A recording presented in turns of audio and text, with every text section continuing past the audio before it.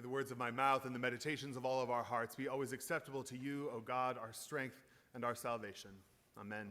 Please be seated. Today we are celebrating the feast of Absalom Jones, who is one of our Episcopal saints. Absalom Jones, if you don't already know, was the very first black person to be ordained to the priesthood in the Episcopal Church. He was also the founder of the first black Episcopal Church, the African Episcopal Church of St. Thomas, which is now located near the intersection of Lancaster and City Line Avenue.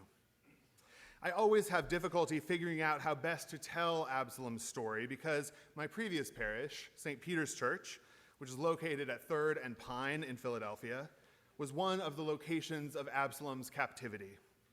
You see, before Absalom became a priest, Absalom was a slave. Absalom was a slave owned by a member of St. Peter's. Absalom was a slave owned by a member of St. Peter's who refused to grant him freedom until he was 38 years old. So this is a painful story to tell, even as we celebrate Absalom's faith and fortitude. Absalom was born into slavery on a farm in Sussex, Delaware. Absalom's owner, Benjamin Wynkoop, eventually decided to leave the farm and to become a merchant in Philadelphia. Before leaving Delaware, Wynkoop downsized, selling Absalom's mother and 6 siblings. He then brought the 16-year-old Absalom as his slave to Philadelphia in 1762. I wonder how Absalom felt when Benjamin Wynkoop sold his family. How did he make sense of losing his mother and his siblings? I wonder who they were sold to and whether he ever saw them again. I wonder how Absalom coped with the sadness and the rage he must have felt in the face of this enormous loss. After arriving in Philadelphia, Benjamin Wynkoop began attending the newly constructed St. Peter's Episcopal Church. Wynkoop's new store in Philadelphia was very successful, and how could it not be? His slave, Absalom, labored from dawn to dusk, often until midnight, according to some accounts. And not only was Wynkoop's store run by slaves, it also sold the fruits of slavery: rum, molasses, coffee, chocolate, pepper, and more. Slavery was big business in Philadelphia, you see. At the time of Absalom's arrival in Philadelphia, of the approximately 1,500 black Philadelphians, all but 100 were enslaved. While he labored long hours in Wynkoop's store, Absalom also attended a Quaker-run night school for slaves, which would prove enormously beneficial to his future endeavors. Eventually, Absalom married another slave named Mary, who was owned by Benjamin Wynkoop's neighbor and fellow St. Peter's parishioner, Sarah King. Following their marriage, Absalom petitioned Sarah King to allow him to buy Mary's freedom so that any children they might have would be free. King priced Mary's freedom at 40 pounds. Absalom succeeded in raising this money primarily through gifts and loans from the Quaker community. And while Absalom purchased Mary's freedom in 1770, Absalom remained a slave. I wonder how it felt at home that first night, the night after Mary was finally freed from slavery. Any joy Mary and Absalom felt must have been coupled with grief and frustration over Absalom's continued enslavement. Their spirits must have cried out, "How long, O Lord, how long?" In 1788, 8 years after buying Mary's freedom, Absalom asked Benjamin Wynkoop to allow him to purchase his own freedom. Absalom and Mary had finally paid off the debts that they had incurred in buying her freedom. They had also saved enough money to purchase both Absalom's freedom and a home for themselves. Benjamin Wynkoop denied Absalom's first request for freedom. With the money they had saved, hoping to buy Absalom's freedom, Absalom and Mary did buy a house, but it was a risk because Benjamin Wynkoop could take it at any time as long as Absalom was his slave. In the ensuing years, Absalom continued to petition Wynkoop to allow him to buy his freedom, but Wynkoop refused again and again. In 1784, Benjamin Wynkoop finally relented, allowing Absalom to purchase his freedom 14 long years after they had purchased Mary's. Upon becoming free, Absalom took the last name Jones for himself. He was finally a free man, and he would now be known as Absalom Jones. Well, after being freed, Absalom Jones left the church of Benjamin Wynkoop, St. Peter's Episcopal Church, and began to worship at St. George's Methodist Church. Richard Allen, Absalom's friend and a fellow former slave, was a regular preacher at St. George's, and because of Allen's excellent preaching, the black population at St. George's was growing rapidly. Then one Sunday in 1792, the white trustees of St. George's approached a group of black congregants and told them to move up to the balcony, just as the worship service was beginning. But the black congregants stayed where they were.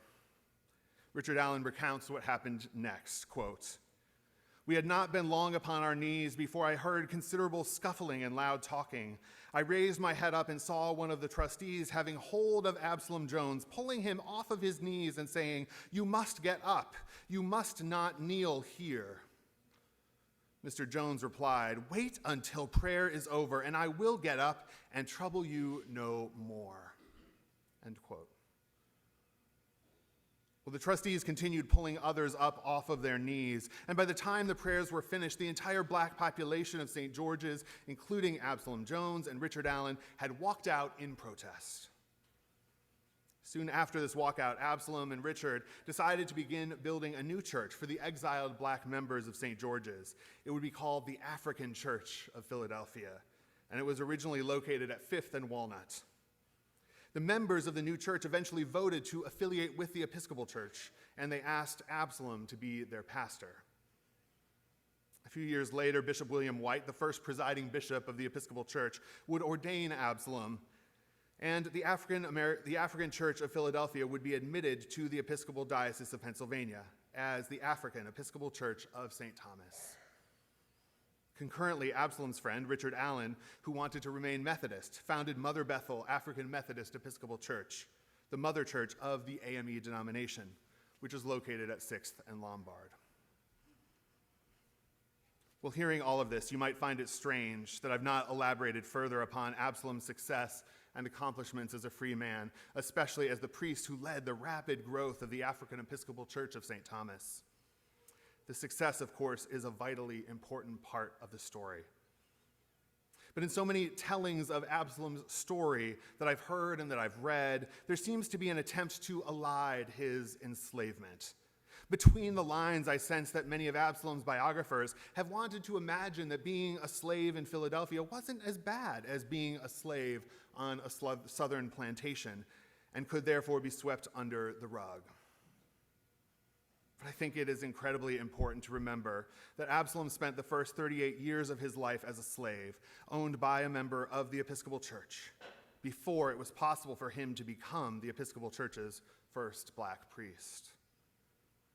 Further, although Absalom was ordained a deacon shortly after the African Episcopal Church of St. Thomas was admitted to the Diocese of Pennsylvania, Absalom was not ordained a priest until 7 years later. Usually, priestly ordination happens much more quickly, usually within a year. So I think it's safe to infer that the church was quite anxious about ordaining a black man as a priest. It's also important to remember that Absalom Jones founded the African Episcopal Church of St. Thomas because of the inherent racism of most white congregations. He founded St. Thomas to encourage black people, in his words, quote, "to arise out of the dust and shake ourselves and to throw off that servile fear, that habit of oppression and bondage had trained us up in.